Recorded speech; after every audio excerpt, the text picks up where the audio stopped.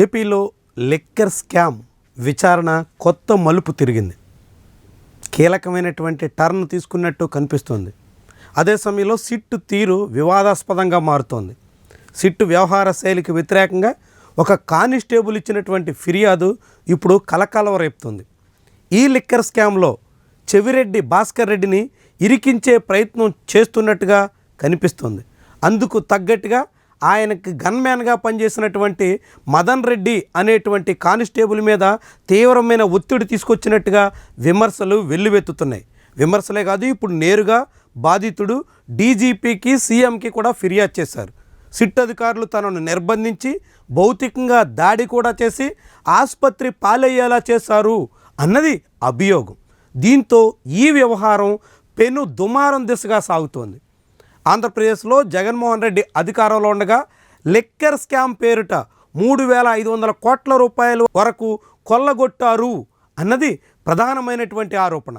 ఈ ఆరోపణని వాస్తవం చేసేదానికోసం ఆంధ్రప్రదేశ్లో సిట్ పేరుతో సాగుతున్న విచారణలో తీవ్రంగా శ్రమిస్తున్నట్టు కనిపిస్తుంది. ఇప్పటికే ఈ కేసు పేరిట 60 మందికి పైగా అరెస్టు చేశారు. అరెస్ట్ అయినటువంటి వాళ్ళందరూ విజయవాడలోని సబ్ జైల్లో రిమాండ్ ఖైదీలుగా ఉన్నారు.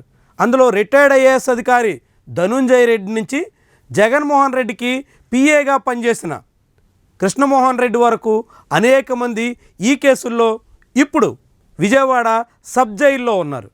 అదే సమయంలో ఈ కేసులో మరింత వేగం పెంచే ప్రయత్నంలో భాగంగా చెవిరెడ్డి భాస్కర్ రెడ్డి, మిథున్ రెడ్డి ఇలాంటి వైఎస్ఆర్సీపీలో ముఖ్య నేతలందరినీ ఇరికించే ప్రయత్నం జరుగుతుందన్నట్టుగా వైఎస్ఆర్సీపీ చాలా కాలం నుంచి ఆరోపిస్తుంది. ఈ కేసులో ఎటువంటి అక్రమాలు లేనప్పటికీ కొంతమందిని బెదిరించి ప్రలోభపెట్టి కేసును పూర్తిగా వైఎస్ఆర్సీపీ మెడకు చుట్టే ప్రయత్నం చేస్తున్నారు అన్నది ఆ పార్టీ ఆరోపణ. ఇప్పుడు మదన్ రెడ్డి అనేటువంటి కానిస్టేబుల్ చేసినటువంటి ఆరోపణ చూస్తుంటే వైఎస్ఆర్సీపీ వాదనకు తగ్గట్టుగానే కనిపిస్తోంది. 10 ఏళ్ల పాటు చెవిరెడ్డి భాస్కర్ రెడ్డి ఎమ్మెల్యేగా ఉండగా ఆయన దగ్గర గన్మ్యాన్గా పనిచేసినటువంటి వ్యక్తిని బెదిరించి తప్పుడు వాంగ్మూలం ఇవ్వాలని సిట్ అధికారులు వేధించినట్టుగా చెబుతున్నటువంటి వ్యవహారం అనేక రకాలుగా ప్రకంపనలు పుట్టించే దిశలో కనిపిస్తుంది. సిట్ అధికారులు తమ వాదనకు బలం చేకూర్చేదానికోసం, తమ ఆరోపణలకి మరిన్ని ఆధారాలు సేకరించడం కోసం కొంతమందిని ప్రలోభపెట్టడం, మరికొంతమందిని బెదిరించడం, ఇంకొంతమందిని అనేక రకాలుగా వేధించి కూడా దారికి తెచ్చుకునే ప్రయత్నం చేస్తున్నారా అనేటువంటి ఆరోపణలు తాజాగా డీజీపీకి రాసినటువంటి ఫిర్యాదు ద్వారా వెల్లడైంది. మరి ఇదే వాస్తవం అయితే సిట్ అధికారుల తీరు అనేక రకాలుగా వివాదంగా మారేదానికి ఆస్కారం కనిపిస్తుంది. సిట్ అధికారుల వ్యవహార శైలి మీద న్యాయస్థానాన్ని ఆశ్రయిస్తామని ఇప్పటికే వైఎస్ఆర్సీపీ చెబుతోంది.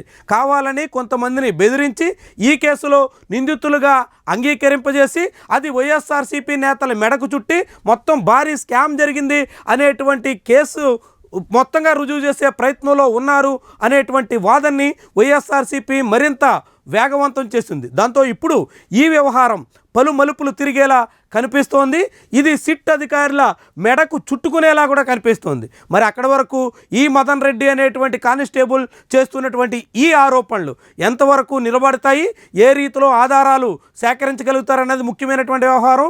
పోలీసులు తనను వేధించి చిత్రహింసలకు పాలు చేయడంతో ఏకంగా వారం రోజుల పాటు ఆసుపత్రి పాలు కావాల్సి వచ్చింది అంటూ ఈ కానిస్టేబుల్ చెబుతున్నటువంటి వ్యవహారమే నిజమైతే ఇది చాలా చాలా దూరం వెళ్ళేటువంటి అవకాశం ఉంటుంది.